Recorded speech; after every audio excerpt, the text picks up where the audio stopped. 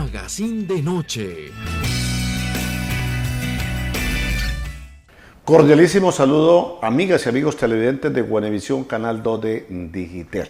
A ustedes y nosotros que llegamos al punto de encuentro, el primer programa, la primera emisión correspondiente al año 2026. Al igual que años anteriores, al igual que meses anteriores, al igual que programas anteriores, objetivo fundamental desde el punto de vista del aporte pedagógico e informativo, que es lo que buscamos con los diferentes temas que seguimos abordando con nuestros invitados, con ese carácter desde el punto de vista, sin que el hecho de que estamos acá con esta tribuna también sea de opinión y que lógicamente sea desde el punto de vista pedagógico e informativo, como lo decíamos anteriormente. Para nosotros, como lo decíamos anteriormente, es grato que ustedes y nosotros nos reencontremos día a día con los diferentes temas en materia del orden nacional, departamental y local. A ustedes que están a la distancia, a través de las redes sociales, a quienes están también a la distancia, a quienes a través de los diferentes sistemas de televisión de las diferentes provincias retransmiten esta parrilla de programación, cordialísimo saludo. Que aún estamos precisamente diseñando, construyendo, haciendo las maquetas de esos proyectos, de esas tareas que vamos a emprender y que lógicamente es el querer para satisfacción personal, familiar de la sociedad, en fin, que esos proyectos los podamos culminar. Aún hace días estábamos haciendo balances, inventarios de lo que fueran las ejecutorias del año 2025, que estamos regidos por un calendario y que lógicamente pues automáticamente cambian ciertas circunstancias, que esos proyectos, que esa planeación, que esas tareas las podamos realizar, son los mayores deseos que deseamos con todo el personal directivo, periodístico, técnico de esta tribuna informativa como es el Magazine de Noche. Pues vamos a iniciar precisamente esta temporada con un tema que creemos es de interés general. Cuando hablamos de que hubo lo que ha sido polémica, lo que ha sido noticia del ajuste del salario mínimo vital y que lógicamente pues creó algunas circunstancias y que de una u otra manera afecta el normal desarrollo de lo que es la economía, de lo que es la sociedad, de lo que es la parte empresarial, en fin.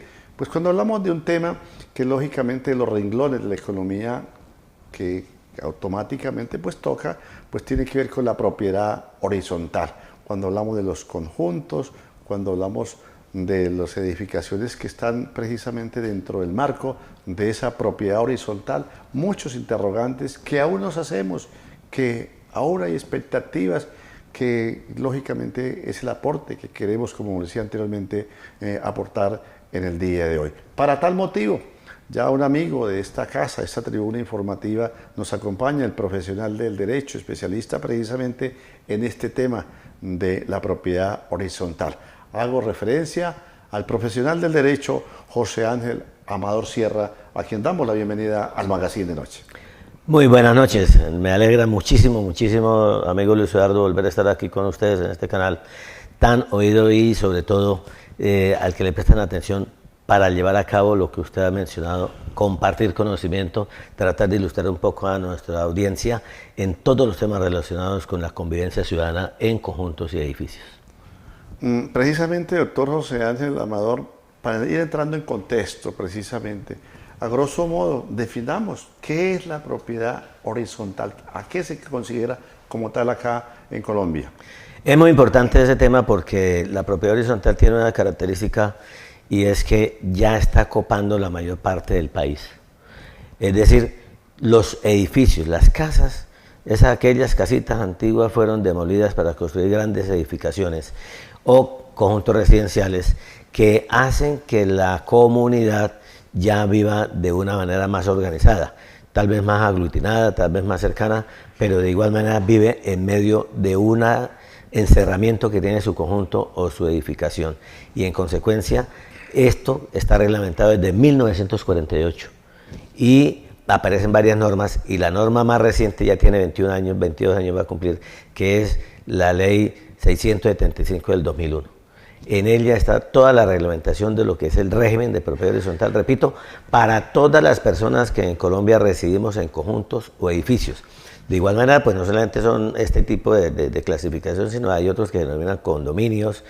Todo lo que sea de carácter cerrado en propiedad inmobiliaria será considerado propiedad horizontal, pero debe estar regulado entonces por unas normas, como le decíamos.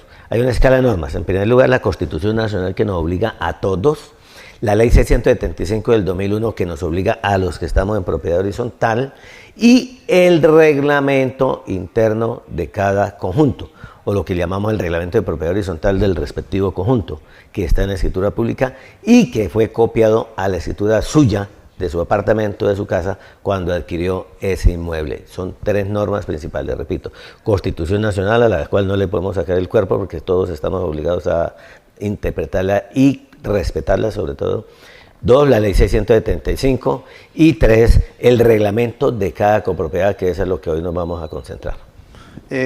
Cuando hablamos, doctor José Ángel, no solamente de vivienda habitacional, ¿no? También la parte comercial. Es que podríamos hacer, cuando hablamos de esas edificaciones dentro del marco de la propiedad horizontal, estamos hablando de estos dos, de la vivienda como tal y de la parte comercial.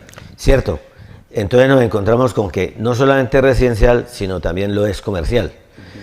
¿Y por qué comercial? Porque pues allí entonces hay locales para fábricas, para empresas, para almacenes, para negocios, para oficinas, etcétera, y en consecuencia, y los hay unos que son exclusivamente residenciales, otros exclusivamente comerciales, pero los hay otros que son mixtos.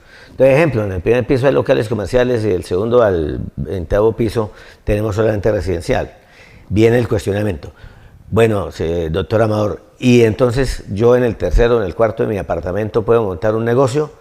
La verdad, no puede, pero hay muchos negocios que no requieren de pronto una vitrina específica y en consecuencia lo puede hacer desde su...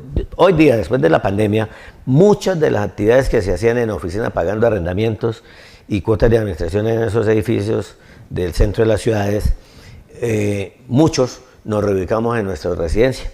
Entonces, por ejemplo, yo la oficina, desde ese entonces entregué la oficina que tenía por allá cerca del Palacio de Justicia y en consecuencia hoy atiendo todo desde mi oficina y lo otro, que todo es virtual, lo entonces se facilita, pero tenemos entonces edificaciones de carácter mixto que serían algunos locales, algunas construcciones de apartamentos como residencia y otros como local comercial. Pero de igual manera ya hay conjuntos estrictamente turísticos. Y no es que sea tan nuevo. Hay en ciudades eminentemente turísticas se encuentra uno conjuntos cerrados de apartamentos o de pequeñas casas para alojar el turismo. Luego entonces también la hay turística. Y vendría una pregunta, ¿y hay propiedad horizontal de carácter industrial? Pues comienzan a verse. Ya en el área metropolitana de Bucaramanga hay varias bodegas que están divididas y obviamente subarriendan o arriendan para que otras personas puedan desempeñarse en un mismo sector, en un mismo lugar, tratándose de actividades correlacionadas, similares, para que no haya choque de trenes ahí en eso. Y hay un mínimo para que dentro de ese marco de la propiedad horizontal, un mínimo ya sea de la parte habitacional o ya sea en la parte comercial, un mínimo y un techo. ¿O? Digamos que no. ¿Por qué? Cuando me habla de un mínimo, el mínimo sería 2. Uno solo no es propiedad horizontal. Se requieren 2. Y todos los edificios de 2 pisos, esa casita, el lotecito donde papá construyó un primer piso y nosotros los hijos construimos el segundo piso, ya es propiedad horizontal. ¿Por qué? Porque son 2 unidades en el mismo lote, pero independientes. Y esa independencia ya lo hace que tenga cada uno sus propios linderos y que en consecuencia ya tenga el carácter del régimen de propiedad horizontal. De hecho, el notario, cuando se va a hacer la transacción o se va a legalizar con la curaduría este tipo de construcciones, pues obviamente ya ellos lo orientan a uno para decidir qué es lo que tiene que hacer y en consecuencia entonces se somete ya a ese régimen. Por eso nosotros hablamos que en Colombia ya más del 70% de los colombianos vivimos en propiedad horizontal. Normatividad, estamos escasos precisamente porque usted me cita una norma de hace décadas y en este momento, como cuando me habla de otro porcentaje, que casi un 70% que vivimos en lo que tiene que ver propiedad horizontal, estamos cortos de la parte jurídica, de la parte también de esa ley. Claro, nos quedamos. Efectivamente, por supuesto que no hay decretos reglamentarios de la ley 675, no es fácil, porque pues el otro punto es que aquí son normas, ojo con eso, normas, no caprichos. Normas, no caprichos. Somos ciudadanos y cada uno de nosotros somos tan egocéntricos que queremos que nuestro capricho sea el que se imponga en las decisiones que se toman. Luego, entonces, el tema de la propiedad horizontal ya genera una nueva situación y es la sana convivencia. Y esa convivencia se da en torno de los copropietarios. ¿Qué significa eso? Que en la medida de lo posible, cada uno de nosotros tiene una decisión para tomar en esa copropiedad. Entonces, si la edificación tiene solamente 2 apartamentos, es una propiedad horizontal donde tienen que reunir los 2 propietarios para tomar las decisiones. Entonces, ¿qué ocurre? En la placa de ese segundo piso hay una humedad. ¿Quién arregla el daño de esa humedad? Le toca entre ambos. Porque la discusión sería, no, yo vivo en el primer piso y a mí la humedad no me molesta, entonces no tengo nada que ver. Sí, pero es que la placa es de ambos. Ah, o sea que yo puedo subir a extender la ropa allá en la placa. Sí, señor. ¿Y puedo tener mis perritos allá en la placa? Bueno, si usted lo quiere así, pero tiene que ponerse de acuerdo y tiene que quedar reglamentado para que ambos hagan el uso adecuado de esa placa, sin ir a montar ya, por ejemplo, el asadero de la edificación o montar ahí el rumbeadero y entonces cada rato le monta a usted su rumba para que el del segundo piso esté fastidiado. No, señor. Eso es lo que denominamos sana convivencia en propiedad horizontal, tema que más adelante estaremos desarrollando. A ver, dice usted, doctor José Ángel, que cuando son varios propietarios en la propiedad horizontal, ¿no? Pero se da el caso en que hoy centros comerciales o conjuntos puede ser de que sea una edificación de un solo dueño, ahí está dentro del marco de la propiedad horizontal cuando es un solo dueño. Sí, porque de todos modos son independientes. Cada una de esa unidad es independiente y generalmente ese dueño opera como una sociedad, sea hoy día limitada, anónima o SAS, que es lo que más se usa. Pero de alguna manera, pero cierto lo que usted dice, entonces hay personas que hacen la construcción, su edificación con locales. Yo estuve asesorando por acá una edificación que tiene esa característica. Y entonces uno era... Son 10, 12, 14, 15 apartamentos. Yo 6 o 8. asesoré aquí el año pasado o antepasado una situación incómoda que había en una edificación de carácter comercial, de la cual uno solo era dueño de 27 locales. 27. Y entonces me llamó y me dio poder por los 27 locales. Luego entonces uno dice, vea, es un... Y los otros 3, porque era 30, eran de 3 propietarios diferentes. ¿Qué poder tiene una persona con un local respecto del que tiene 27? Ningún poder. Pero de todos modos, ¿cuál fue la orientación mía? Todos tienen que ser invitados a la Asamblea General, todos tienen que participar en la Asamblea General y los 27 solos no pueden tomar la decisión. Tiene obligatoriamente que citar a los 3 adicionales y con que vaya uno ya se formó entonces esa pluralidad. Pero lo ideal es que, sí, normalmente si es único dueño de esa edificación, de todos modos tiene las características de propiedad horizontal, pero entonces uno diría, bueno, doctor Amado, pero si usted está diciendo que requiere una pluralidad de propietarios para tomar decisiones, entonces ¿cómo se hace? Fíjense ustedes que hay casos muy especiales que la ley tiene que ser mucho más precisa, tiene que aclarar eso para, ¿cómo? Con los decretos reglamentarios. Hay un punto muy concreto que ya con Luis Eduardo lo tocamos, que es el de los administradores. Debe hacerse la ley, la norma, el decreto reglamentario de ese oficio. Administrador de propiedad horizontal no es profesión, es un oficio. A ver, doctor José, antes de entrarnos ya a un tema que sabemos que más de televidentes está preocupado y cualquiera de nosotros precisamente, cuando de una u otra manera tenemos que ver precisamente con el tema de la propiedad horizontal. ¿Quién controla? ¿Quién vigila? ¿Qué autoridad precisamente está al tanto cuando hablamos de eso, de los bienes habitacionales o de la parte comercial de la propiedad horizontal en Colombia? Lamentablemente no hay una estructura que vigile. Nosotros somos un país en una región privilegiada, de personas privilegiadas, de buena gente, todos somos muy buena gente, pero no falta el avivato que le quiere sacar ventajas a todo.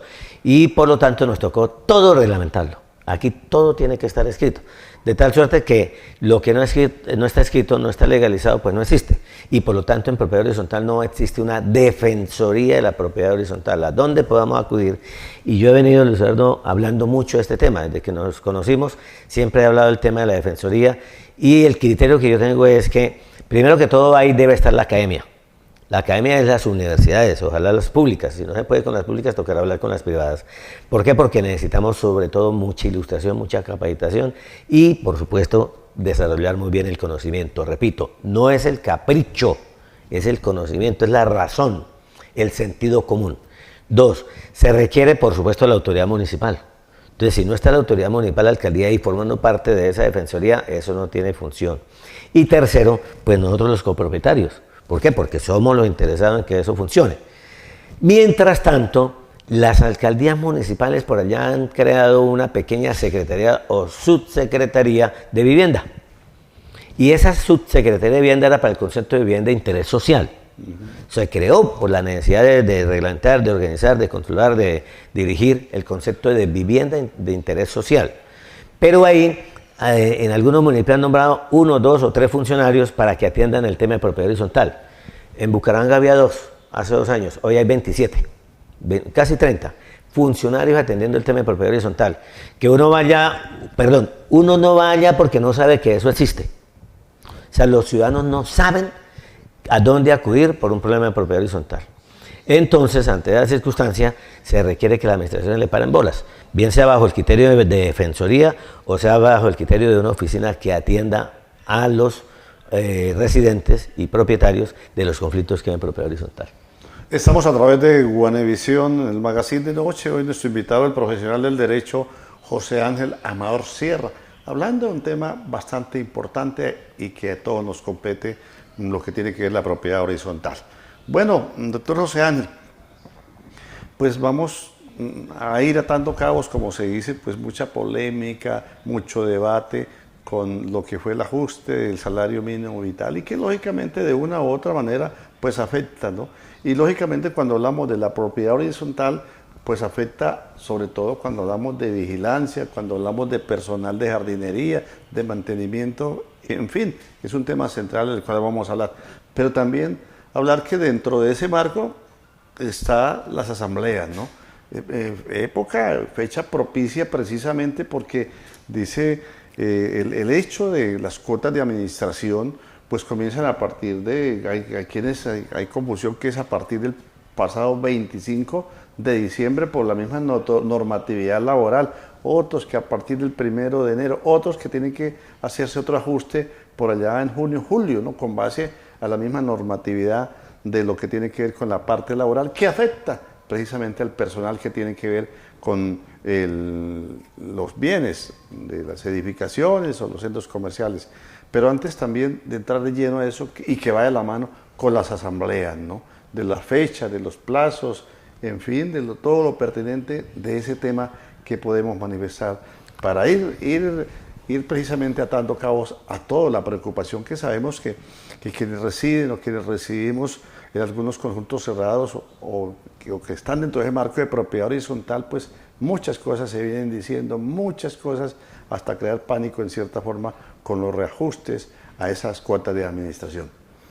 Luis Eduardo, usted ha tocado el punto más sensible en este momento y que se ha convertido en una preocupación principal en virtud de que hay una especie de choque de trenes, pero no hay nada del otro mundo. En primer lugar, todos los años hay un ajuste al salario mínimo y es indispensable. Y entonces hoy ya no se habla de salario mínimo, sino salario mínimo vital. Y en consecuencia, pues obviamente a quienes devengan el salario mínimo que pasan ahora a vital porque se le aumentó un poquito más de lo que se acostumbraba a hacer, entonces se ha formado un escándalo. En primer lugar, la gente necesita devengar y necesita mejorar sus ingresos y en consecuencia de esa mejora es positiva en virtud de que va a tener más para cubrir sus gastos. Ahora hay personas, Luis Eduardo, que tienen un hogar de 4, 5, 6 personas en su hogar, pero una sola persona está devengando, un mínimo, y con eso les toca sobrevivir, y eso no es justo. Luego, entonces necesitamos que esa familia tenga un ingresito un poco mayor como lo tuvo y en consecuencia no nos debe escandalizar. Debemos ser solidarios, carajo. Los santanderianos debemos ser más solidarios porque somos los menos solidarios de este país. Y en Colombia todos tenemos que ser solidarios y entender ese punto. Aquí el problema no es de ideología, no es de partidos políticos, no es de eso, es de el alimento, de la subsistencia. Por eso se llama mínimo vital para poder sobrevivir. 2. Ahora entonces todo mundo quiere incrementar las cosas al 23% por capricho. ¡Ay, tan vivos! Entonces, como subió el mínimo, vamos a subir también. No, hay cosas que suben por índice de precios al consumidor, que quedó en el 5. ICP, que quedó en el 5.2, algo así, 5.2. Y en consecuencia, eso pues está muy abajo respecto del 23.7 que fue el mínimo, para poder llegar a los 2 millones de pesos como se hizo el ajuste. Cifras redondas, lo que quiere decir que entre esas dos cifras hay una diferencia significativa y entonces no se trata de incrementar la más alta o quedarnos con la más baja, es con la que corresponda. Y en propiedad horizontal, ¿cuál corresponde? A ver, adivinen, ¿cuál corresponde? La que decide la Asamblea General para su propio edificio, para su propio conjunto, la Asamblea General, ya lo dijimos, Luis Eduardo. Los dueños de los bienes, claro, sea habitacional o sea comercial. Claro, ya lo dijimos al comienzo de nuestra charla.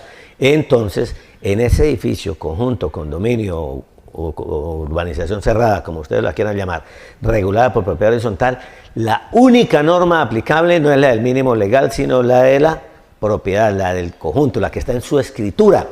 Y allá entonces se establece la cuota de administración y es ahí donde la Asamblea decide que el 23% pues voten, que el 5% voten, que el 12% voten, decidan la que corresponda. ¿Cómo se hace para definir la cuota? Luis Eduardo, muy sencillo, un presupuesto. ¿Quién hace el presupuesto? Ese es el problema. El presupuesto se discute en la Asamblea General. El administrador, el contador, el revisor fiscal llevan un borrador y lo discutimos allá. Y para poderlo discutir tenemos que ir a la Asamblea General. Tenemos que ir, no porque nos meten una multa, no, olvídese de la multa. Vaya porque es su propiedad, son sus derechos, es sus pertenencias las que está cuidando, es su patrimonio. Muchos tenemos únicamente la casita o el apartamento donde residimos, no tenemos más patrimonio y por lo tanto tenemos que cuidarlo. Y en consecuencia no podemos dejar... Y en gran parte pues se viene pagando a una entidad financiera. Claro, y se está pagando las cuotas con las que compramos el apartamentico, está pague y pague, pues entonces hay que tener en cuenta la cantidad de gastos mensuales. Y entonces tenemos en Colombia un gasto desde 1948 que se llama la cuota de administración, técnicamente se llama expensas comunes. Entonces, ojo con eso, expensas comunes, y que la hemos transformado como cuota de administración. Expensas comunes para los gastos comunes de la copropiedad. Pero cuando le damos cuota de administración, pensamos que es la platica para el administrador. No, eso es las mismas expensas comunes para todos los gastos que tiene la copropiedad. Repito, la Asamblea General, que además debe realizarse, oye, ya está finalizando enero, ¿cuántas asambleas se han realizado en enero? ¿Ninguna? Uy, carajo, si pudieron haber realizado. La de mi conjunto va a ser ahora la semana entrante. Luego, entonces, ya no soy yo el que convoco, simplemente ya nos acostumbramos a que la primera semana de febrero se realiza la Asamblea General. Pero todos dejan para la última semana de marzo. Porque como la ley dice que se debe realizar la Asamblea hasta el 31 de marzo, de entre los 3 primeros meses, pero ahora aparecieron especialistas, porque, ojo, en propiedad horizontal no hay abogados especialistas, somos apenas expertos en propiedad horizontal. Que llevamos años trabajando el tema es otra cosa, pero no somos especialistas, somos expertos. Y en consecuencia, como expertos, como usted, tenemos derecho a discutir. Y la discusión de la propiedad horizontal debe ser razonable, no caprichosa, no impositiva. No queremos dictadores en propiedad horizontal. No queremos dictadores en propiedad horizontal. Queremos gente que sea consciente con nosotros en los gastos que tiene la propiedad horizontal. Entonces, Luis Eduardo, muchos conjuntos incrementaron la cuota en el 23%, 23.7%. Y entonces dijeron, es que como subió el mínimo, tenemos que aumentar la cuota. No, señor. No, señor. Usted entonces actuó como si fuera un dictador. No, Amador, ¿cómo le ocurre? Es que nosotros no tenemos por qué seguir cobrando la cuota del año pasado, en enero, febrero y marzo, para que después de que se haga la asamblea, entonces tener que aprobar un retroactivo. Hombre, ¿qué problema tiene eso? Establecer la cuota. Pero más que la definición de la cuota, insisto, es los gastos de las expensas comunes, de las áreas comunes. Esos gastos tienen que rebajarse. Ojo, en vez de aumentarlos en el 23%, los gastos, porque los ingresos no los va a poder aumentar en el 23%, entonces trate de bajarlos. Es decir, ahí estaríamos hablando de austeridad y priorizar. Por supuesto, el secreto está, y aquí Luis Eduardo, gracias por la oportunidad que me da de insistirle, por favor, usted que está oyendo, usted que es propietario. No, no soy propietario, entonces usted que es inquilino, pero es el que le toca pagar la cuota de administración. Discuta. Claro, pida cuentas, que los administradores le entreguen cuentas, los administradores no pueden seguir entregando cuentas como secretas, clandestinas. No, preséntenos los informes con anticipación, con tiempo, permítanos mirar los libros, muéstrenos los soportes de cada uno de los gastos. Antes de que se lleve a cabo la asamblea. Claro, antes de la asamblea, precisamente para uno tener conocimiento. Ahora, que la empresa de vigilancia nos cobra tanto, pues vamos a averiguar cuánto nos cobran otras empresas de vigilancia. Que la empresa de aseo, de jardinería, que nos cobra tanto, los que hacen mantenimiento de la piscina, pues vamos a mirar cuáles son más baratas. O sea, esto genera una gran competencia entre los proveedores de servicios y con toda seguridad esos servicios van a bajar de precio. Pero necesitamos a todo el mundo unificado, peleando esa rebaja de precios. No pagando allá cagados de la risa y es que subimos la cuota del 23.7%. No, señor, esa actitud dictatorial que algunos administradores ya están aplicando sencillamente hace que este oficio requiera defensores de la propiedad horizontal. A ver, doctor José Ángel Amador Sierra, precisamente cuando hablamos de las cuotas de administración, y lógicamente a través de lo de la asamblea, de un presupuesto, ¿para qué y en qué se emplea y debe estar estipulado precisamente como usted lo manifiesta? Y es eso, cuando hablamos de presupuesto, de inversión, ¿para qué la cuota de inversión debe estar enmarcado? ¿Invertirla en qué? Entonces, mire usted, la ley, la primera norma en propiedad horizontal de 1948, entonces habló de que, pues obviamente, conformar unas áreas privadas, que es el apartamento de la casa, y unas zonas comunes. Entonces no solamente son los peatonales, sino algunos parqueaderos, algunas zonas verdes, jardines, parquecitos, de pronto juegos infantiles, en algunos hay piscina, en otros hay sauna, en otros hay mejores cosas, en consecuencia depende de cada una de las construcciones. Las cuotas son para ese sostenimiento, para sostener los gastos de funcionamiento de eso, en muy buenas condiciones. Pero repito, son gastos que si bien, pues obviamente son costosos, hay competencia. La competencia comercial es sana porque permite que los precios se regulen, incluso muchas veces no suban y en algunos casos bajen. Luego entonces hay necesidad de que los administradores sepan manejar el concepto del presupuesto de ingresos y gastos. Ingresos. El único ingreso que tiene la propiedad horizontal es la cuota de administración o la cuota de expensas comunes, repito, como cualquiera de los dos nombres es el adecuado. Llamémoslo cuota de administración, que es el con el que estamos acostumbrados. Ese es el único ingreso que tiene la copropiedad. ¿O tiene más ingresos? Sí, llamado la cuota extraordinaria. Estamos hablando de las cuotas ordinarias. Las cuotas extraordinarias para asuntos extraordinarios, que es otro tema, Luis Eduardo. Segundo, egresos. Entonces, los egresos, tenemos que ser muy cuidadosos en qué tipo de egresos es los que tenemos en nuestro conjunto y qué control le podemos hacer a cada una de esas cosas para que en lo posible los costos por mantenimientos, compras y demás que se hacen en la copropiedad horizontal sean de buena calidad pero baratos. Ojo, hay unos egresos, unos gastos que son permanentes y que tienen que ver con los servicios públicos domiciliarios. La iluminación de las zonas comunes, por ejemplo, los ascensores, la vigilancia, bueno, los servicios públicos, el aseo, el agua y la iluminación, el alcantarillado, son bienes comunes que se paga por parte de la administración. De la cuota de administración es un gasto que se tiene para ello. Y igualmente el personal que presta el servicio, entonces el administrador, el contador, el revisor fiscal, los trabajadores de jardinería, los de aseo, el chut de basuras, todas las cosas que tiene y los mantenimientos. Entonces, fíjese, los egresos son muchos y ellos se sostienen con la cuota de administración. Pero no cobrando una cuota de administración alta, se tiene una administración ideal. La administración ideal es saber gastar lo estrictamente necesario y en el menor monto posible con calidad, sin sacrificar calidad y cumplimiento. El personal que dentro de vigilancia y servicios generales, todo, y con la misma parte administrativa, ¿están o deben estar en nómina o necesariamente no? No, señor. En propiedad horizontal no existen. En la mayoría de propiedades horizontales no existe el contrato laboral, el contrato de trabajo. Existen órdenes de prestación de servicios en propiedad horizontal. Eso no está en la ley.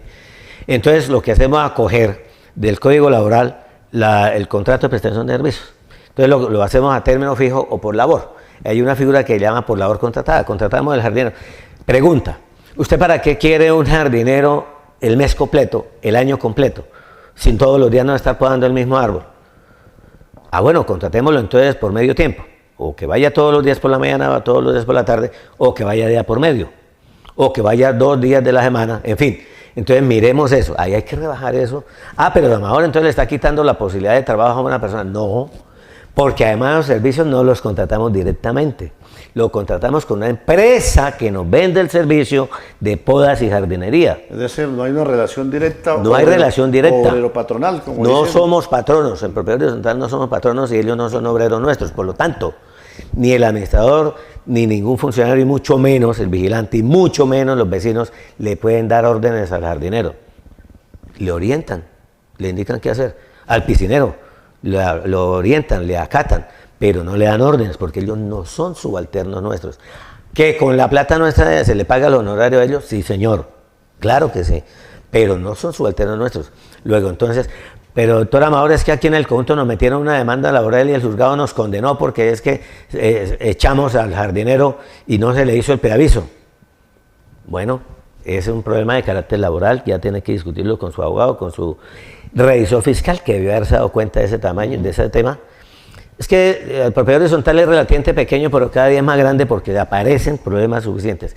Por ejemplo, el revisor fiscal. Un buen contador público a nivel nacional muy reconocido. 20, 30 conjuntos de revisoría fiscal. Y en todos les pasa el mismo informe cada año. Copia y pega, y tan pega que muchas veces se le va con el nombre de otro conjunto. Eso ocurre. Oiga, pues ese revisor fiscal debe tener claro que es necesario que el señor administrador esté controlado en la forma de contratación, en los gastos. No solamente es cuestión de emitir el informe contable, se encuentra en las condiciones como lo indican las normas de contabilidad y registro, y en consecuencia está bien hecho. Eso no es nada, eso es copiar y pegar, eso lo hace cualquiera. A ver, doctor Rosel, y hay algo que usted hace énfasis, nuestra cámara lo hablábamos también, lo que tiene que ver de que si bien es cierto, por eso se realizan las asambleas cada año, ¿no? Precisamente, y luego la parte contractual o de acuerdos o convenios, qué sé yo, con entidades de vigilancia o de prestación de servicios, pues no debe pasar del año precisamente por eso. Importantísima pregunta. Uy, Luis Eduardo, qué bien. Los contratos en propiedad horizontal, el señor administrador tiene un contrato por un año. O sea, ahí no hay vigencias futuras como el sector público. En propiedad horizontal solamente se puede contratar máximo por un año. Jamás se puede tener un contrato por 2, 3, 5 años, pero los hay. Hay administradores irresponsables, discúlpeme el grito, pero es que son irresponsables, abusivos, dictadores, a la que contratan el servicio de vigilancia por 3, 4, 5 años, el servicio de aseo por 3, 4, 5 años. ¿Eso qué es? Si a usted lo contratamos por un año. Ay, Amador, es que el artículo 50 de la ley 675 permite que yo sea contratado de manera indefinida. Sí, incluso por el resto de vida, porque allí es indefinido, no le pusieron orden. Eso hay que reglamentarlo. Necesitamos que la ley del administrador en Colombia, el decreto reglamentario de la profesión, del oficio de administrador, se reglamente. Mire, es tan bueno ser administrador en este país que hay abogados como yo, hay médicos, odontólogos, ingenieros, profesionales de alta jerarquía trabajando como administradores. Pero ganan bien, claro, pero es que no se trata de eso. Se trata de que sencilla y llanamente zapatero a tus zapatos. Cada quien en su oficio. Por eso la profesión, o el oficio mejor, que hoy se llama de administrador de propiedad horizontal, se tiene que elevar a un rango profesional para que los que lleguen aquí sepan. Porque es que administrar un conjunto es muy delicado. Es administrar primero la convivencia de muchas familias. Segundo, la propiedad, el patrimonio de esas mismas familias. Tercero, es manejar, pues obviamente, la confianza. En este país se perdió la confianza. Entonces nosotros no confiamos, nos engañan, nos enredan, nos engatusan y nos dejamos engatusar. Y entonces nosotros, por eso venimos, Luis Eduardo, a este tipo de eventos que usted me invita, con el ánimo de que abramos los ojos para que los copropietarios entonces vayan a la asamblea. 2, pidan informes. 3, participen y permanezcan en la asamblea las 10 horas que el administrador los quiere tener ahí enredados, pero traten de que esa asamblea se reduzca a máximo 2 horas, 3 horas máximo. Concreto. Concreto. Yendo al grano, y como con se dice. cosas al grano y clariticas. Y no tomen una decisión con una propuesta o 3 propuestas. A veces hay que tener 4 o 5 propuestas. Pidan las propuestas. Ya hay mucho proveedor en propiedad horizontal. De los servicios de propiedad horizontal abundan los proveedores. Ya en el pasado éramos 3, 4, 5 abogados a nivel de Santander, hoy estamos ya 200. 500, creo que 1000 abogados estamos en Santander hablando de propiedad horizontal. Pero necesitamos sobre todo idoneidad. Segundo, honestidad. Tercero, confianza y por supuesto gratitud para que podamos funcionar. Somos una comunidad, Luis Eduardo. A propósito, doctor José Ángel, usted habla de que estamos huérfanos, si pudiéramos decir, o escasos, de que se reglamente la ley de la propiedad horizontal. Y hoy sabemos que están llegando quienes aspiran a ser congresistas, de quienes fabrican las leyes, de quienes insinúan al presidente de turno o la autoridad competente para que a través de algunos decretos que reglamenten esa misma propiedad horizontal. Sabemos que están llegando muchos los conjuntos cerrados, que a las propiedades que están estipuladas dentro de eso, de la propiedad horizontal. Buena hora que está para precisamente insinuarles, que ellos propongan o proponerles que presenten una serie de normatividades que se requieren que como usted lo decía, ya un 70% en el cual residimos en todo el globo habitacional y comercial dentro de la propiedad horizontal, a fe que la necesitamos urgente con un SOS para reglamentar desde todo punto de vista, por ejemplo, lo que usted manifiesta de que un administrador de propiedad horizontal que ya está calificado como arte, profesión o oficio, pues sea realmente profesionales con unos perfiles que tengan cómo responder, pero que haya ante todo eso unas exigencias concretas a través de unas normatividades. Y además una autoridad a la cual acudir cuando haya violaciones de los derechos de los propietarios o residentes en propiedad horizontal. Porque como lo dijimos al comienzo, como no hay una defensoría, no hay a dónde acudir, entonces todo el mundo hace lo que le provoca. Mire usted, Luis Eduardo, que en ese punto encontramos la importante necesidad de la capacitación. Y cuando hablamos de las asambleas, que es donde se debe capacitar un poco a la gente, no es hacerle la asamblea aburridora 3, 5, 10, 15... Mire, hay asambleas que han terminado a las 5 de la mañana con las 3 personas que quedaron ahí dormidas. Los que se quedaron dormidos, los que quedan participando a las 5 de la mañana en una asamblea, por Dios. O estoy diciendo mentiras. En su conjunto, ¿cuántas horas se han tirado haciendo una asamblea? ¿Cuántas? ¿5? ¿8? Imagínense. Hay asambleas que quedan suspendidas para el día siguiente, o 2 días, o 3 días después. ¿No les ha pasado? Pues yo he tenido que desenredar esas pitas cuando se han presentado este tipo de problemas, porque eso es abuso. Uno no puede abusar de la comunidad. Y en consecuencia, los copropietarios, ¿qué es lo que hacemos, Luis Eduardo? Impartir conocimiento, hacer que la gente, eso que tenemos en la cabeza hay que compartirlo, hay que buscar que la demás gente lo entienda y lo aprenda para su beneficio. Ojo con algo muy importante que Luis Eduardo mencionó. Hay que asistir a las asambleas, hay que ir y permanecer en ellas.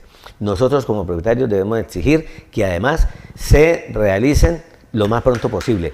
¿Que la asamblea se puede convocar el 31 de marzo para hacerla en mayo o en diciembre? No, señor. Dice la ley que se ha de realizar en los 3 primeros meses del año. No dice, pero Amador, es que dice convocar y realizar. Sí, ¿y realizar qué es? Entonces usted convocó el 31 de marzo para hacerla en mayo. Le está mamando a la ley y su asamblea, por supuesto, es ilegal por haber violado ese plazo. Dejémonos de echarle carreta a la gente. Doctor Amador, no se tire el mercado. Mire que lo que pasa es que como nos salen asesorías en marzo, en abril, no nos queda tiempo, toca para mayo. Entonces, no señor, no es un interés personal, es la colectividad. Propiedad horizontal, el secreto principal es que es un colectivo, no es un individuo. A ver, doctor José Ángel, sabemos que como usted lo ha manifestado y así lo estipula la misma normatividad, la escasa que hay con base a la ley, precisamente la asamblea es la máxima autoridad de presupuesto, de la famosa cuota de administración, en fin, todo lo pertinente, pero debe hacerse previamente ¿cuánto tiempo? Es decir, previa a la asamblea ¿se estipula algún tiempo perentorio? Sí, claro, 15 días antes de la realización de la asamblea tiene que ser la convocatoria. Y en consecuencia, sí, y se cuenta el sábado como hábil. En Colombia, En el sector público el sábado no es hábil, pero en el sector privado, que la propiedad horizontal es de carácter privado, el sábado es hábil y en consecuencia se cuenta. No el domingo ni el festivo. Luego, entonces, en ese orden de idea, es importante tener en cuenta que la Asamblea General debe convocarse. Por ejemplo, usted en diciembre ya sabía perfectamente porque la contabilidad hoy ya está totalmente sistematizada. De modo que el 31 de diciembre a medianoche ya usted tenía prácticamente listo para que el computador el 1 de enero le botara el balance y toda la información de su conjunto. No, doctor, ¿cómo le ocurre decir esa vaina? Es que el contador todavía no nos ha entregado informe. Mire que es que el revisor dice, culpa del contador, culpa del revisor, no es culpa del sistema, no es culpa de usted. Luego, entonces, exijamos que la información nos la sumisten ya. No es que yo no puedo convocar porque todavía no tengo informes. Entonces cambiemos ese administrador, sin asco. Hay muchos profesionales de muy buena calidad y por lo tanto tenemos que suplir. Ah, bueno, que Amador es de pésima calidad, pues sáquenlo. ¿Sí? Pero proceda a, no con su amigo, no con su compinche. Busquemos calidad, busquemos honestidad, porque lo que necesitamos es que este país tengan importancia las personas honestas. Y deshagámonos de esa cantidad de personas deshonestas que se han venido a aprovechar de la propiedad horizontal. Más adelante tocamos un tema que es muy delicado, usted me lo mencionó ahí, pero por los otros aspectos tan importantes que hemos tratado, pues se me ha quedado a un lado, que es el tema de las multas en propiedad horizontal. A ver, ese balance, ese inventario que quienes están en la parte administrativa, ya sea el contador, ya sea el administrador, ¿debe hacerse individual o en una cartelera para todos los usuarios, todos los que están ahí dentro de ese conjunto? Normalmente ese balance o ese informe lo presentan con 3 firmas. Ajá. La firma del administrador, la firma del contador y la firma del revisor fiscal, donde lo hay. No en todas partes es obligatorio tener revisor fiscal, pero el hecho de que no sea obligatorio no implica que no lo tengamos. Es bueno tenerlo. Al final de cuentas son profesionales de la contaduría pública que nos ayudan a clarificar las cosas. Pero no contraten al que copia y pega. No. Si Amador les está repitiendo vainas que están por allá y que lo único que hace es recitar de memoria, copiar y pegar y entregar, no, rechácelo, cámbielo.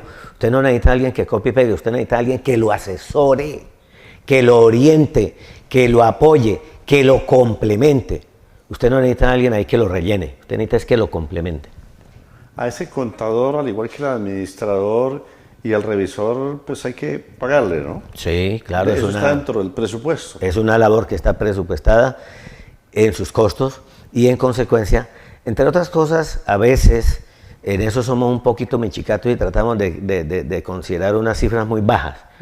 Y entonces por eso esos revisores fiscales y contadores sobre todo, pero administradores también, lo son no de 1, de 2, ni de 3 conjuntos, sino de 10, de 20, 30, 40 conjuntos. Y ahí es donde se equivocan. Entonces, ese que tiene 40 conjuntos no es que esté contratado por ser muy bueno, sino porque a todo lo deja a medias. Y es el que copia y pega. Discúlpeme, señor contador, si usted se siente aludido. Discúlpeme, señor revisor, si usted considera que es que yo lo estoy ofendiendo. No, señor. Yo estoy hablando para que mejoremos este oficio. ¿Por qué hay que mejorarlo, Luis Eduardo y amable audiencia? Porque es que el 70% de la población colombiana vivimos en propiedad horizontal.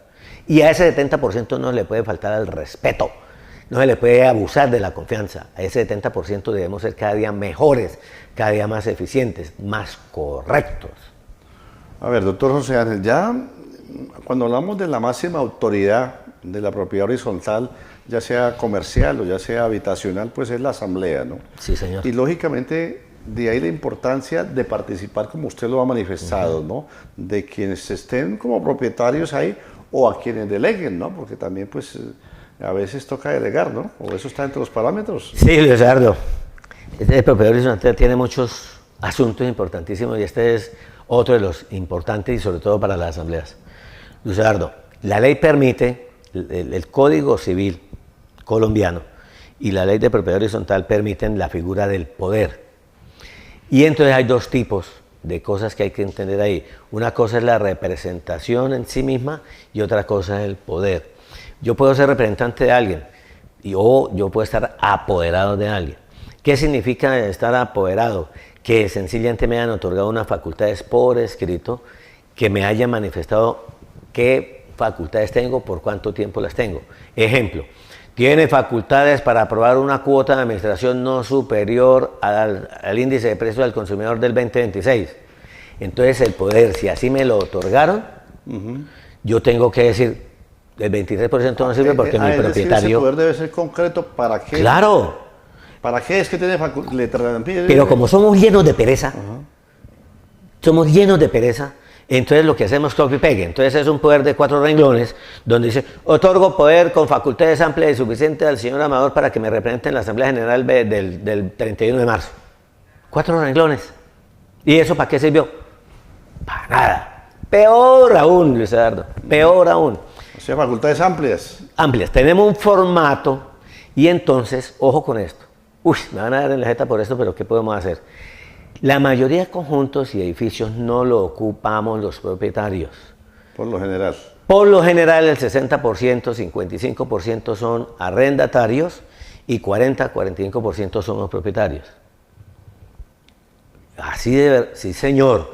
Luego entonces los que estamos ahí viviendo en ese mismo conjunto no todos somos dolientes. A no todos nos interesa que nuestro conjunto esté en buenas condiciones, porque yo soy un arrendatario, un inquilino que estoy aquí por 6 meses, ¿qué me preocupa? Me voy pronto, o voy a estar por 1 año o 3 años, ¿qué me preocupa? Me voy pronto. Pero yo que soy propietario y quiero quedarme aquí porque este es mi único patrimonio, pues tengo que defenderlo. ¿Y cómo lo defienden en propiedad horizontal? Participando en la asamblea. ¿Cómo lo defiende el propiedad horizontal? Pidiendo informes. ¿Cómo lo defiende en la asamblea general? Quedándose en la asamblea hasta que se termine. Ojo, no otorgue poder, vaya usted. Y Luis Eduardo, el punto más grave es que, como dijimos, el 55-60% son arrendatarios, inquilinos, y esos inmuebles están por inmobiliaria. La inmobiliaria tiene los poderes y los envía en blanco a la administración. Y esos poderes en blanco, el administrador, ¿a quién se los otorga? ¿A quién se los comparte? ¿Usted ya sabía eso? Pregunte, porque ¿cómo así? O sea, en mi conjunto que hay 100 apartamentos, 55 están arrendados. De esos 55, 48 están por inmobiliarias, en 2 inmobiliarias. ¿Y esos 48 poderes a quién se los entregaron? ¿Aquí en la asamblea quiénes lo tienen? Eso hay que preguntarlo. ¿Cuál es la técnica que yo utilizo? Esos 48 poderes quedan en la mesa principal de la Asamblea General. Aquí hay 48 asistentes. Y allá estamos todos los demás. Esos 48 asistentes, ellos están ahí presentes. Pero ¿votan o no votan? Sencillamente ellos tienen que acogerse a lo que definan las mayorías, porque no fueron. Pero ¿cómo vamos a poner? Mire, hay gente que ya colocan, ojo con esto, miren los postes de alumbrado público, verá que ya ven ustedes avisos donde dice ya, yo lo puedo representar en la asamblea de copropietarios. O sea que ya se volvió el cartel de los poderes, Luis Eduardo. El cartel de los poderes en propiedad horizontal, ¿esto qué es? Corrupción, no es otra joda. Y ahí es donde hablamos la afectación y cuando hablamos sentido de pertenencia del interés del predio de cada quien, de su propiedad, porque es suyo, que está pagando muchas veces a una corporación financiera, a una corporación bancaria, aún, y lógicamente siendo la autoridad perentoria, la autoridad de la Asamblea General, del cual pues dejo, como se dice, botado, brillo por la ausencia, me desintereso de esa misma propiedad que son mis intereses. Entonces, de ahí la importancia de los propietarios, ¿no? De asistir a las asambleas, casi que en cuerpo y alma, ¿no? De igual manera, porque ahí es donde se toman cuáles determinaciones de la asamblea. Luis Eduardo, lo interrumpo ahí. Ojo, asistir a la asamblea de los propietarios es un deber, una obligación. Está defendiendo su patrimonio. No por la multa, como usted. No dejen los intereses de otras personas. Yo no voy y pago la multa. Y entonces nos inventamos las multas para el que no vaya. Entonces, ¿qué es lo que hacemos? Vamos para contestar a lista, para que no nos cobren la multa, pero nos salimos tempranito, apenas en medio descuidan por ahí, nos salimos. Así no funciona esto. Es su patrimonio. Intereses propios. Intereses propios. Defiéndalos, cuídelos. Nadie le cuida su patrimonio. Ojo con eso, en Colombia nadie le cuida el patrimonio a otro. Que los abogados nos cuidan el patrimonio. No, que la inmobiliaria nos cuidan. No. Sencillamente son negocios. Intermediarios, lo que somos intermediarios. Entonces, lo que nosotros hacemos aquí hoy con Luis Eduardo estamos haciendo es transmitir un conocimiento para que ustedes tengan claro. Vaya a la asamblea, participe, permanezca allí y mire con claridad cuál es la mejor decisión para su conjunto. Por ejemplo, esa preocupación, volvemos a lo que iniciamos, gran parte de la preocupación es que como se reajustó el 23% del salario mínimo, entonces también los conjuntos, no, es la asamblea, como usted lo manifiesta. ¿Qué más aparte? Es ahí donde se estipula la asamblea, no es el administrador ni el consejo de administración los que definen precisamente el ajuste de la cuota de administración. ¿Qué puntos precisamente? La importancia de asistir a la asamblea general. Bueno, entonces, pídele a su administrador que convoque ya la asamblea. Oiga, administrador, ¿por qué no ha convocado la asamblea? Vaya, reclámele. Con su platica le estamos pagando al administrador, entonces el administrador le tiene que responder: no, señor Amado, lo que pasa es que la asamblea no la puedo realizar en estos días porque es que como yo tengo 10 conjuntos, entonces di esta prioridad. Espere, es que nosotros les pagamos retardado, usted luego no maneja nuestra platica, luego entonces, ¿por qué no colocó nuestro conjunto de primero? No, porque es que hay muchos vecinos que me pidieron que lo dejamos para mayo. No, señor, no es lo que digan los vecinos, usted es el administrador. Uno. El otro aspecto muy importante es que en esa asamblea las decisiones que se van a tomar no dependen del 23% del incremento en el salario mínimo. Ojo, no dependen, eso es paja, carreta. Amador, pero es que hay un choque de trenes, porque es que las empresas de vigilancia ya no subieron el valor de la vigilancia. Amador, es que ustedes en la introducción de este programa dijeron que además en julio se corre un par de horas adicionales en la jornada laboral de los trabajadores y al disminuirlo entonces se aumenta el salario, pero de todos modos se disminuyen las horas de trabajo. Entonces ahí hay que copar. Bueno, hay que aprender a distribuir tiempos, y lo que llama aprender a distribuir recursos. El tiempo es el recurso principal. El dinero sería otro recurso, el conocimiento otro recurso. Saberlo distribuir para que de manera equilibrada podamos participar de cada una de las decisiones. Repetimos, la empresa de vigilancia también hay que discutir con ellos. Que ellos, ojo, choque de trenes. Entonces el Estado incrementó el salario vital. Y en consecuencia hay un porcentaje altísimo. Pero entonces el Estado, por el lado de la supervigilancia, define las tarifas de las empresas de vigilancia privada y entonces por cuánto las subió, ¿cómo queda ese choque de trenes ahí? Sí, señor.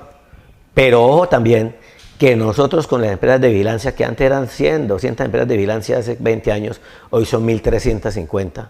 Entonces uno dice, ¿por qué ese negocio ha crecido tanto? Porque es muy bueno. Y en consecuencia, si es tan bueno, permitamos que entre ellos la competencia se dé de tal manera que nos hagan descuentos en los valores definitivos. ¿Cómo? Discútanlo. Pero quítense de la cabeza esos regalos que le hace la empresa de vigilancia. No le reciba regalos. Que es que hay una cantidad de dinero que la empresa de vigilancia nos devuelve en cámaras de vigilancia. ¿Qué cámaras ni qué pan caliente le venden? Hay una vaina que parece una cámara pero que no sirve para mayor cosa, lo están tumbando. Que mire que es que nos devuelven una platica ya, sí, pero es que esa platica no retorna a la caja, a la contabilidad, o en la contabilidad dice devolución de la empresa de vigilancia. No, eso, no, porque es que como eso no es legal, entonces no podemos escribirlo en el conjunto. ¿Estamos haciendo cosas ilegales? Bueno, discuta con la compañía, la empresa de vigilancia, la disminución de la tarifa. ¿Cómo? Discútanla. Que es que le vamos a dar unos valores agregados para que ustedes le hagan mantenimiento a la piscina. Ese es un negocio con los que hacen mantenimiento de piscinas que lo debe hacer el administrador. Lo importante es que el dinero no salga de la caja, de la contabilidad del conjunto. Todo lo que usted tiene su platica en el cajero allá, en el banco respectivo, y se va por la mañana, tiene $1.000.000 que le llegó de salario para el mes, y va y saca 999 $1,000 y lo echa al bolsillo. En 2 días ya los ha gastado todos. Sí, Amador, es que como es tan poquita plata, se gasta muy rápido. No, señor. Es que mejor no la saque toda, saque de a poquito lo que corresponde sacar. En la contabilidad de la administración del conjunto hagan exactamente lo mismo. Saquen de a poquito, es decir, procuren que las tarifas sean poquitas. No que entonces vamos a sacar el $1.000.000 para que después nos devuelvan 100.000. No, señor. Así, ahí eso huele feo. Si valió 900.000, se paga 900.000. No se tiene por qué sacar 1.000.000 para pagar 900.000 y guardar 100. ¿Guardarlos dónde y cómo? ¿Cómo hace para que esos 100 retornen a la caja y a la contabilidad del conjunto? Uy, Amado, lo que usted nos está diciendo, eso lo va a meter en conflictos. Claro que sí, porque por supuesto, lamentablemente nos da mucho miedo hablar de las cosas que hacen honestidad. En este país necesitamos honestidad, honestidad de verdad, con mayúsculas. No honestidad de lengua, sino de verdad. Miremos entonces, Luis Eduardo, de qué manera recogemos de las personas que vean este programa, que nos comenten, que nos digan qué pasó. No necesitan decírmelo a mí y contratarme, díganselo a Luis Eduardo me cuenta, mire, Amador, ¿cómo le parece que allá en tal parte no tienen que mencionar el lugar? Allá en Piedecuesta, allá en Florida, allá en Lebrija, me comentaron de que hay dificultades por allá con un conjunto en donde el administrador no quiere que se renegocie el valor de la cuota de administración, que ya le subió el 23.7 y en consecuencia que esa es porque esa es. No tiene facultades primero, es la asamblea. No tiene facultad Para eso porque la importancia de lo que decimos, de asistir a la asamblea. Eso, es la asamblea la que define la cuota. Estipular no la cuota, el consejo de administración, elegirlo, en fin, todo lo pertinente para cuál la importancia de asistir a la asamblea general. Bueno, yo me encontré con un acta de asamblea del año pasado, en donde discutiendo estos temas estos días, me dice, doctor, pero es que hay un acta en donde nosotros el año pasado aprobamos que la cuota de administración de este 2026 sería la misma del incremento del salario mínimo. ¿Y así? Eso en cierto modo tiene una lógica y es que en enero, febrero y marzo se pague la cuota completa y no esperar hasta la fecha de la asamblea para hacer el ajuste. Pero, ¿por qué? Porque tenemos la mentalidad de que la asamblea la podemos citar el 31 de marzo para hacerla en cualquier día después en abril o mayo. No, es que lo que tenemos que tener en la mente es que la asamblea debió haberse hecho en enero. Claro. Ah, sí señor, la cagamos, ¿qué podemos hacer? No hicimos la asamblea en enero, hagámosla en febrero. Pero cítela ya, hoy. Ojalá todo el mundo, como administradores, salieran a convocar las asambleas hoy para hacerlas en febrero y punto. Y nos resolvimos todos los problemas. ¿Por qué? Porque el administrador no tiene la facultad de decidir por todos los copropietarios incrementando la cuota de administración. Ojo con eso. Ah, pero es que en el acta. Me muestran el acta. Ojo con el acta. Si el acta de marzo del año pasado dice que se incrementa el valor del mínimo del 2026, hasta ahí está bien. Pero la Asamblea General tiene la facultad para corregir esa situación. Pero esa acta la ha aprobado la Asamblea General. Anterior. Claro. Y lo que aprobó la Asamblea anterior lo puede modificar la nueva máxima Asamblea. Autoridad. Si no, ¿para qué día lo hacemos todos los años Asamblea General? Dejemos lo que aprobamos hace 25 años cuando se construyó el conjunto y punto. Lo que nos dio, lo que el vendedor del conjunto nos escribió. Entonces, no, Entonces, vayamos a las asambleas, participemos de las asambleas, tomemos decisiones correctas y no nos dejemos imponer lo que 2 o 3 quieren imponernos. Ojo con eso. ¿El orden del día quién lo establece? Bueno, el orden, ojo, la Asamblea General Ordinaria, que es de la que estamos hablando del 1 de enero al 31 de marzo, es asamblea que convoca únicamente el administrador. Y el orden del día lo define el Consejo de Administración con el administrador. Ah, que el Consejo de Administración y el administrador se reúnen para definir el orden del día, la fecha de convocatoria, los refrigerios que van a repartir, la dotación de los equipos que van a tener que contratar, sonido de pronto, audiovisuales, sillas, etcétera, es otro cuento. Eso lo hace el Consejo y el administrador. Pero la convocatoria la presenta, y el orden del día lo define el Consejo y el administrador. Pero la convocatoria la hace y la firma el administrador únicamente por esta decisión legal. Pues doctor José Ángel Amador, sabemos que hay muchos temas, es complejo cuando hablamos de la propiedad horizontal y lógicamente pues la importancia de lo que usted manifiesta y creemos que también es un aporte que hacemos pedagógico, didáctico, para que a veces ese pánico que se ha creado con el ajuste del salario mínimo, entonces que va a disparar automáticamente los costos de lo que es la propiedad horizontal, sea habitacional o comercial, pero también que la máxima autoridad, la que aprueba con base al presupuesto, con base a la propuesta del administrador y el Consejo de Administración, es la máxima autoridad, la asamblea del conjunto o la asamblea de esa edificación es la que aprueba en torno de ahí la importancia a participar de ella misma. Doctor José Ángel, ¿dónde podemos ampliar con usted personalmente a través de la parte digital, de la parte virtual? ¿Dónde podemos contactarlo? Y lógicamente, como tengo entendido que usted viene realizando una serie de charlas virtuales de participación del ciudadano, asesorando a los mismos administradores, a los consejos de administración, en fin, todo lo pertinente. Bueno, me pueden localizar en Facebook como Amador Jurídico, Amador Jurídico. Ahí hago algunos comentarios y manifiesto pues este tipo de capacitaciones. Igual en YouTube hay varios videos que estuve haciendo en el pasado con más o menos la misma fundamentación, porque esto es muy poco lo que ha cambiado. Lo que hacemos es reforzar lo que hemos dicho en oportunidades anteriores. La capacitación en últimas es la experiencia. Y tercero, podemos pues obviamente seguir en esta dinámica. Estamos haciendo ya algunos en vivo. Yo hacía el otro día por Zoom reuniones y me participaban más de 100 personas de todo el país. Eran bien interesantes. Pues igual uno deja un poco de hacer esta tarea, no por pereza, sino porque sencillamente quiere que la gente de todos modos lean lo que ya existe, se alimenten, se retroalimenten con bastante documento al respecto. Vuelvo y repito, somos en Santander, casi todos los abogados hablamos de propiedad horizontal. no existe la especialización en propiedad horizontal, pero sí existe la dedicación de tiempo completo al tema de propiedad horizontal que da derecho a convertirse en experto, no en Incluso la especialista. academia está propiciando muchos diplomados, ¿no? Pero les da pereza. Sí. Mire, yo hablé con la UIS, con mi amigo Hernán Porras, el rector de la UIS, oiga, Hernán, hagamos esto. Y entonces el rector, sí, listo, Amador, con mucho gusto vamos a mirar este tema. Hablo con el director de las unidades tecnológicas, hagamos esto. Sí, señor, háblese con el subsecretario o el vicerrector académico.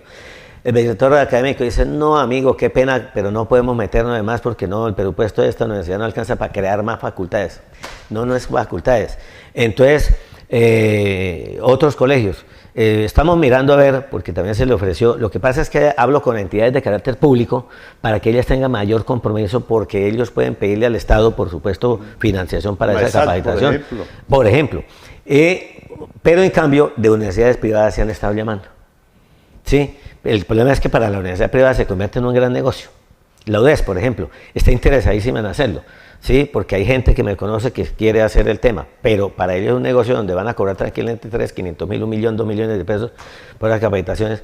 Por ahora, de todos modos, hay necesidad de capacitarnos. Repito, no existe la especialización en el tema de propiedad horizontal, pero sí hay modo de aprender para ser mejores.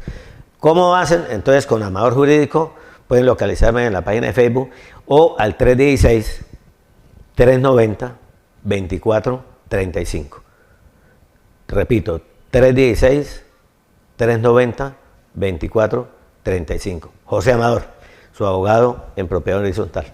Pues doctor José Ángel Amador cierra precisamente un tema y que con base a que más de un ciudadano nos ha manifestado la preocupación, hasta en cierta forma pánico que se ha creado, porque es que ahora la cuota de administración que estaba pagando, por decir una cifra, 150.000, se va a incrementar el 23%, de que esto, que aquello, y se crea un pánico, y que las circunstancias de que yo tengo arrendado eso barato, qué sé yo, o si estoy ahí tengo otros gastos y que, qué sé yo, estoy pagando a una entidad financiera.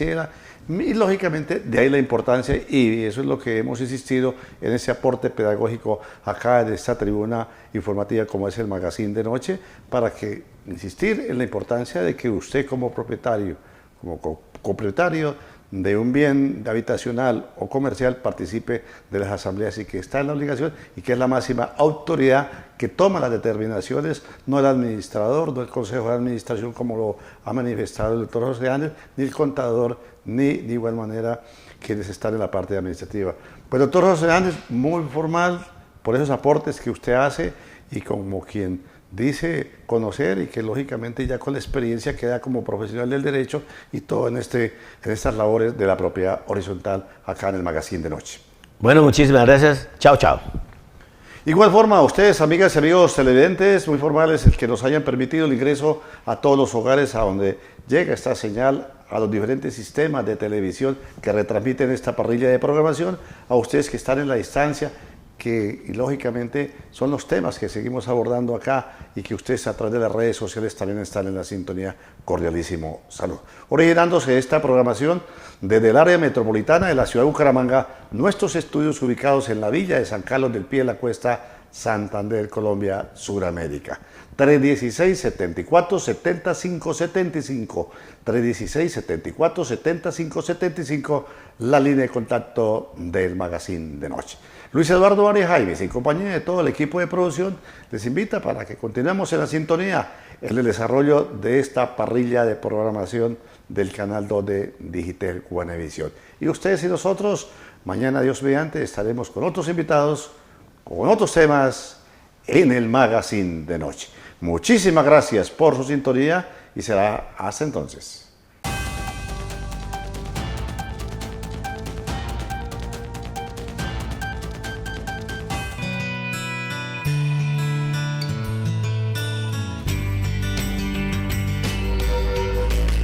Magazine de Noche.